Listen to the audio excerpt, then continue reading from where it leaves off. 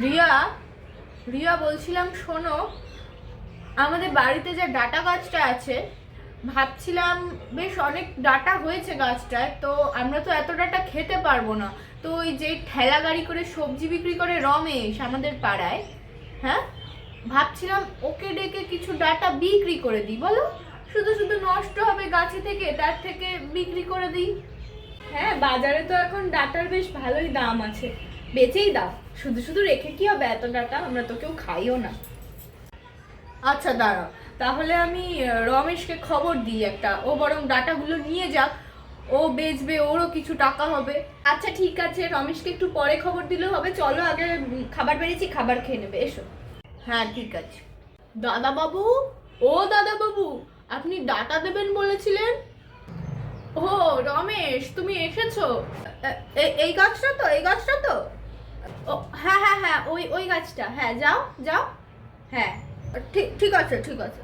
শোনো রমেশ, বলছি বাজারে তো এখন ডাটা 60 টাকা করে কেজি, তা তুমি আমাকে কত টাকায় দেবে? 60 টাকা কেজি? কে বললো দাদাবাবু আপনারে এ কথা? আর এই ডাটার যা চেহারা, এই চেহারায় আর 60 টাকা কেজি তো কোনোদিনই হবে না। ও, ডাটার দাম নেই এখন? 60 টাকা? ও আচ্ছা ঠিক আছে, তাহলে তাহলে তোমারও তো লাভ করতে হবে। ঠিক আছে, তুমি কত টাকায় দেবা বলো আমাকে। আপনার গাছের ডাটার যা চেহারা, সেই চেহারায় যদি আমি 10 টাকা কেজিতে আপনার থেকে কিনি, তাহলে কি হয়তো একটু আমি 5 টাকা মতো লাভ করতে পারবো কেজিতে। তাছাড়া এই ডাটার আর বিক্রি নেই।